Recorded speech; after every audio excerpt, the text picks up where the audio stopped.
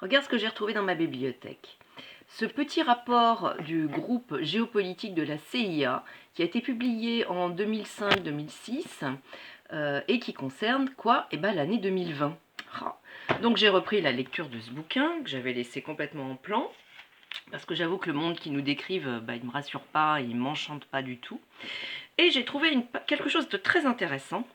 C'est un petit zoom, tu vois, c'est un encadré carrément. Le titre, c'est « Qu'est-ce qui pourrait faire dérailler la mondialisation ?»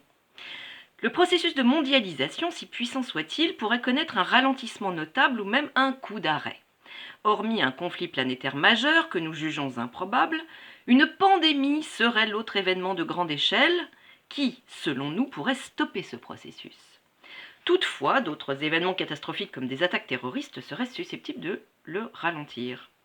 Certains experts croient que l'apparition d'une nouvelle pandémie n'est qu'une question de temps. Ah, là on pose, tu vois, le contexte anxiogène. Le phénomène serait comparable au virus de la grippe 1918-1919. Ça fait appel à l'inconscient collectif de la peur. Voilà, l'espèce de mythe de beaucoup de morts, qui, d'après les estimations, donc tua 20 millions d'individus dans l'ensemble de la planète. Dans les mégapoles du monde en voie de développement dotés de médiocres systèmes de santé, Afrique subsaharienne, Chine, Inde, Bangladesh ou Pakistan, une telle pandémie serait dévastatrice et risquerait de se propager rapidement sur toute la surface du globe. Si le bilan des victimes atteignait des millions de vies humaines dans plusieurs grands pays, alors la mondialisation serait en péril.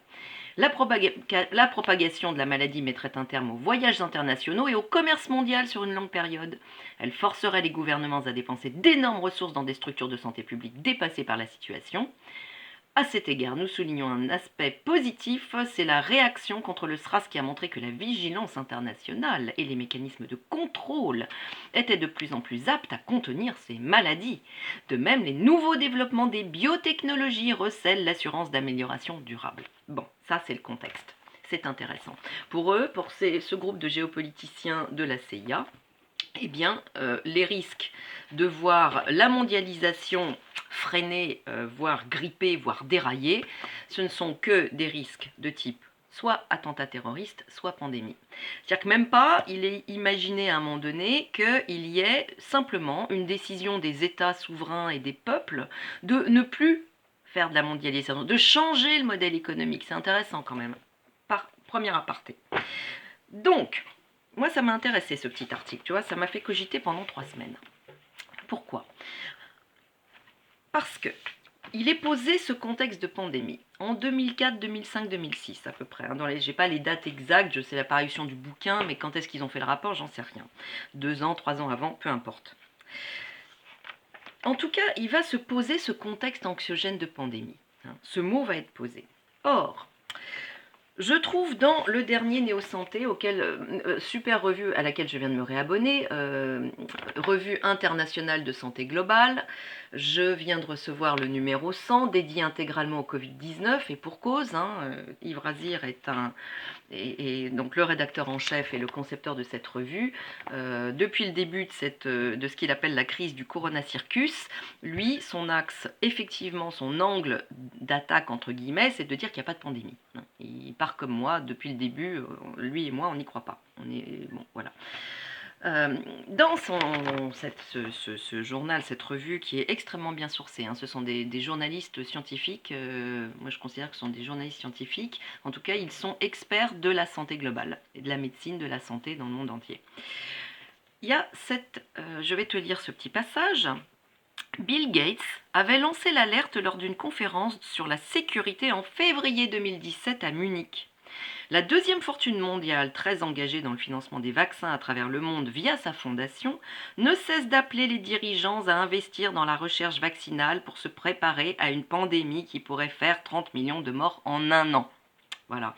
Dans une précédente vidéo, je te disais que l'Organisation mondiale de la santé, on trouve des traces sur Internet de ses publications en 2017, même année que cette alerte de Bill Gates, met l'accent sur le risque de pandémie et elle va nourrir cette espèce de peur, de phobie, de mirage pour mettre les États, donc les gouvernements, sous cette épée de Damoclès. Faites attention, soyez vigilants. On va préparer le terrain. Ça, c'est ma position, c'est mon point de vue. On va préparer le terrain pour créer un contexte extrêmement anxiogène, d'une peur imminente, d'une catastrophe imminente qui est une pandémie, qui pour l'instant n'existe pas. On parle de millions de morts dans le bouquin, il parle de dizaines de millions de morts dans le monde. Aujourd'hui, on n'en est pas là dans le monde. On n'en est pas à des millions de morts dus au Covid-19, à cette fameuse pandémie du Covid-19. Et moi, je vais me concentrer sur la France. Je suis allée chercher donc des tas de chiffres parce que je me suis dit, pour pouvoir contrer ça, il faut aller chercher des chiffres et des données, mais pas des données comme on nous donne tous les jours sur les sites officiels, non, des proportions, des taux, parce qu'un chiffre, ça ne veut rien dire. En 2018, fin 2018, début 2019, il y a un rhinocéros blanc qui est mort. Un seul, un. C'est beaucoup ou c'est pas beaucoup? Un. Eh ben, il faut savoir que ce rhinocéros blanc, c'était le dernier de son espèce, donc en l'occurrence, ce un mort représente un taux de mortalité de 100%. Voilà. Il n'y en a plus, c'est fini. Donc 1, c'est beaucoup dans le cadre du rhinocéros blanc. Mais quand on balance des chiffres, 22 000 morts du Covid-19 en France, c'est par rapport à quoi? On ne sait pas. Il faut regarder les taux de mortalité. Donc je suis allée chercher dans les tableaux de l'INSEE les tableaux des taux de mortalité en France depuis 1975. Et donc j'ai répertorié de 1975 à 2019, soit sur pratiquement 45 ans, les taux de mortalité. Donc ils sont fournis par l'INSEE mois par mois, mensuel. J'ai regardé comparativement pour chaque année quels sont les mois où le taux de mortalité pour chaque année est le plus élevé et quel est le mois où le taux de mortalité pour chaque année est le plus élevé et quel est le mois où le taux de mortalité pour chaque année est le plus bas. Voilà, pour avoir déjà une vision d'ensemble. Donc, première information, les mois les plus élevés en matière de taux de mortalité, c'est janvier, février, mars et décembre. Sauf en 2003. En 2003, donc ça s'appelle une anomalie, enfin c'est comme ça que j'appelle ça moi, je vois qu'en août 2003, c'est le mois d'août justement qui est le plus meurtrier, entre guillemets, enfin où on a un taux de mortalité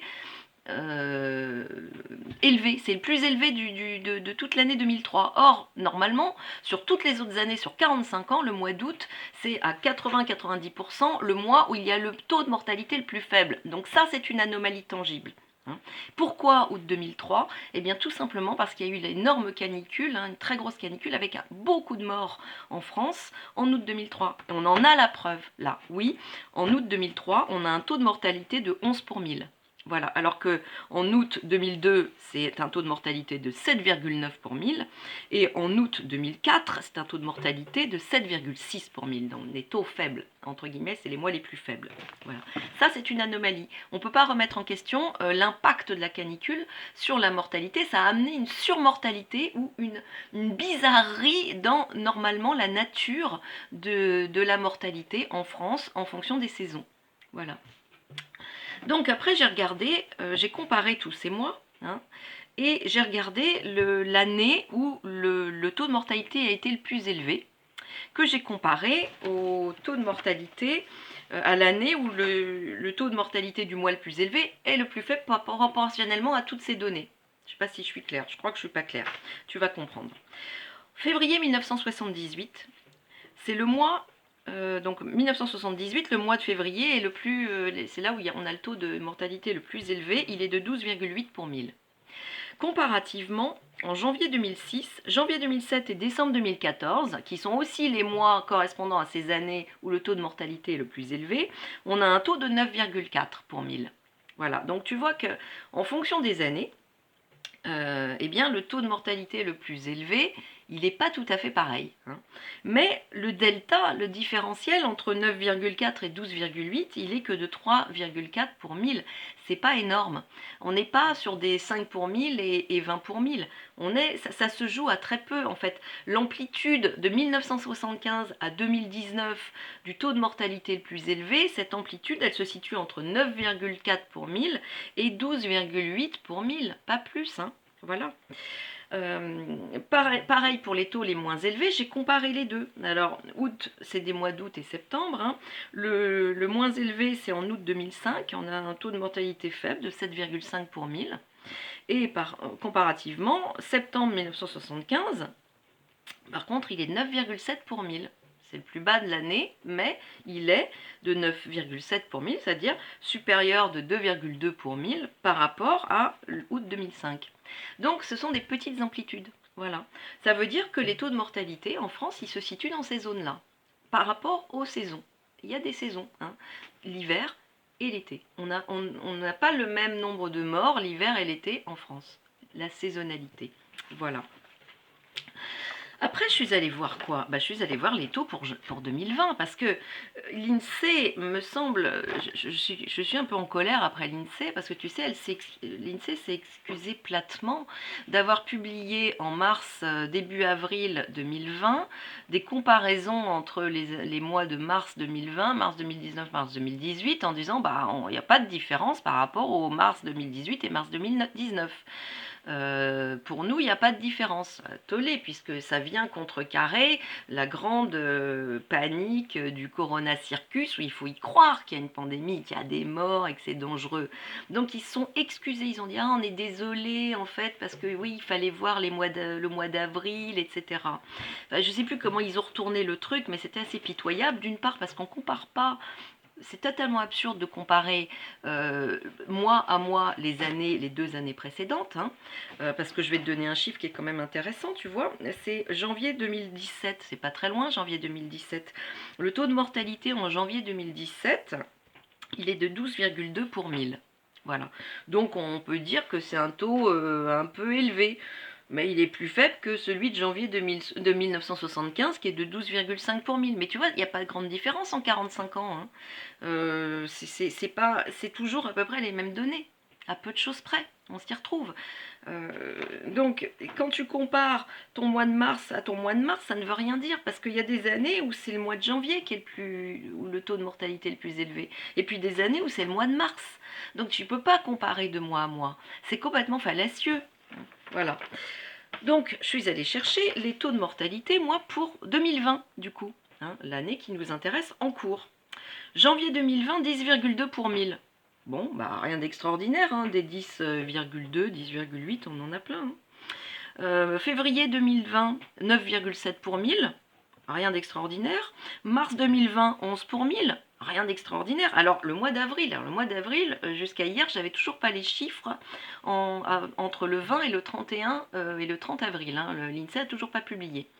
Peut-être aujourd'hui, je ne vais pas les voir, mais en tout cas, hier, ça ne l'était pas. Donc, jusqu'à hier, je n'avais les chiffres que du 1er au 20 avril 2020. Et là, ça me donne, j'ai calculé le taux de mortalité du coup, et il est de 8,3 pour 1000. Bon, à moins que dans les 10 derniers jours du mois d'avril, on ait une surmortalité pour nous amener au-dessus de 11, 12, parce qu'on peut aller jusqu'à 12,8, hein, c'est pas un problème, c'est des chiffres qu'on rencontre, hein, 12,5, pardon, pas 12,8. Si, 12,8, je l'ai. Février 1978, 12,8. Hein. Mais peut-être on va avoir énormément de morts fin avril, enfin j'en doute parce que la courbe de Gauss, elle descend depuis un certain temps en France. Hein. Donc c'est peu probable, on va dire.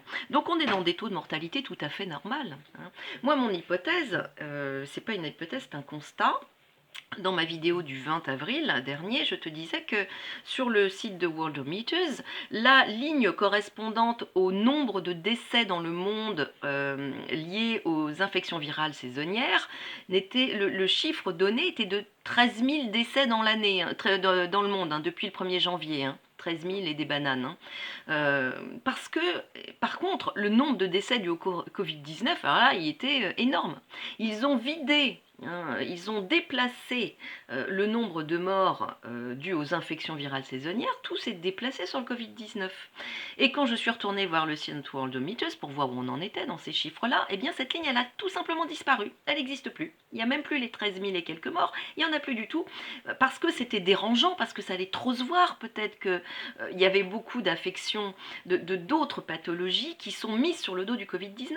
Hein. Or, quand tu sais que les dépistages du Covid-19, ils ne sont pas fiables, hein, ce que dit le professeur Vaudargue, dès le début du mois de mars, hein, au milieu du mois de mars, hein, je t'ai mis en lien dans mes commentaires sur ma vidéo, je crois, la vidéo 1 ou 2 de ma tragicomédie du Covid-19, le lien de son site internet où il dit les tests ils sont pas fiables parce qu'ils n'ont pas passé les tests de fiabilité, parce que dans cette espèce de panique générale, eh bien on n'a pas fait les tests. on n'a pas fait les tests des tests, donc ils n'ont pas de fiabilité, il y a peu de chances pour qu'ils soient fiables. Et effectivement, aujourd'hui, il se révèle qu'il y a 50% de faux positifs, c'est-à-dire des gens qui ne sont pas porteurs du virus SRAS-CoV-2, qui sont dépistés comme tels. Donc ça, c'est pas un test fiable, hein. Par ailleurs, beaucoup de tests sont simplement des tests cliniques, ce qu'on appelle les tests cliniques. Yves Razir, donc le rédacteur en chef de la revue Néo Santé, il a publié dans son infolettre de cette semaine un petit article. Donc, sa belle-mère est morte cette semaine du Covid-19, soi-disant. Donc il a interrogé un certain nombre de pneumologues. Déjà le pneumologue qui a diagnostiqué le Covid-19 pour savoir comment on avait diagnostiqué le Covid-19 pour sa belle-mère. Bien, on l'a diagnostiqué simplement en regardant à l'œil nu le scan et en disant bah ça c'est du Covid-19. Et il a interrogé d'autres pneumologues pour savoir si on pouvait avoir une idée vraiment très précise que ceci était le SRAS-CoV-2 par rapport juste au cliché du scan. Et en fait, pas du tout. Tu as d'autres virus qui peuvent donner le même résultat. Tu as d'autres pathologies qui peuvent donner le même résultat. Mais comme l'explique une pneumologue qu'il a interrogée, qui considère qu'elle ne se trompe pas, entre guillemets, c'est assez intéressant, il lui demande mais pourquoi vous décidez que c'est du Covid-19 ? Elle dit bah parce qu'il y a une pandémie. Et comme il y a une pandémie, bah ça peut être que ça.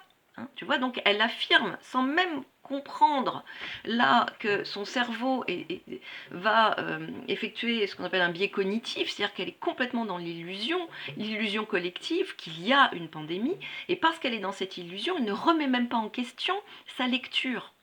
Et pour autant, elle va lui donner un argument, elle lui dit « Ah, il y a eu un cas d'une personne qui était sur le point d'être diagnostiquée Covid-19, mais comme cette personne, je la connaissais, c'est une de mes patientes, je savais qu'elle souffrait d'une pathologie particulière qu'on appelle BOOB, hein, boob, et que ça donne le même résultat au scan que le Covid-19, mais comme c'était une patiente à moi que je connaissais très très bien son dossier, je savais que c'était pas ça. » Voilà. Donc, à un moment donné, même les gens qui ont un niveau de connaissance, de culture, de science, enfin, je veux dire, c'est des médecins de haut niveau, les pneumologues, hein, ils devraient avoir un esprit censé être scientifique. Et bien là, ils ne sont plus scientifiques. Hein. Ils ne sont plus scientifiques dans leur approche pour certains, et pour d'autres, d'autres qui refusent que l'on fasse passer leurs patients pour des malades tués par le Covid-19, ils vont dénoncer. Hein, ils sont plusieurs à dénoncer cela. Il y en a en Allemagne, il y en a aux États-Unis, il y en a en Suisse, entre autres, et puis il y en a en France aussi, à dénoncer qu'on ne peut pas, c'est pas parce que tu meurs avec le Covid-19, si tant est que tu arrives à le détecter, enfin avec le SRAS-CoV-2, que tu meurs du Covid-19, de cette pseudo-pathologie. Voilà, donc ça, c'est mon argumentation. Hein. Voilà. Je voudrais te donner d'autres informations que j'ai trouvées toujours dans Néo Santé, qui étaient très, très intéressantes, et que j'ai soulignées. Ça concerne les données italiennes, parce qu'en fait les données italiennes, elles n'ont pas été... ah non, c'est pas celui-ci, pardon, c'est celui-là. Excuse-moi, c'est celui-ci. Ça concerne les données italiennes. Alors, selon les informations de l'Institut national italien de la santé, l'âge moyen des morts en Italie, testés positivement au Covid-19, est actuellement autour de 81 ans. 15% des personnes décédées ont plus de 90 ans. 90% des personnes décédées ont plus de 70 ans. 80% des personnes décédées avaient au moins 2 problèmes de santé chroniques et 50% des personnes décédées avaient au moins 3 problèmes de santé chroniques, entre parenthèses, problèmes cardiovasculaires, diabète, affections respiratoires et cancer. Moins de 1% des personnes décédées étaient des personnes en bonne santé, moins de 1%. Et les quelques victimes en dessous de 40 ans souffraient déjà de pathologies très sévères. Les données en France sont plus lacunaires, mais l'âge médian reste tout de même de 83 ans. Voilà. Donc, en fait, il y a beaucoup de pathologies qui vont être complètement effacées, hein, et au bénéfice du Covid-19, pour entretenir et pour nourrir cette idée de pandémie. tout simplement.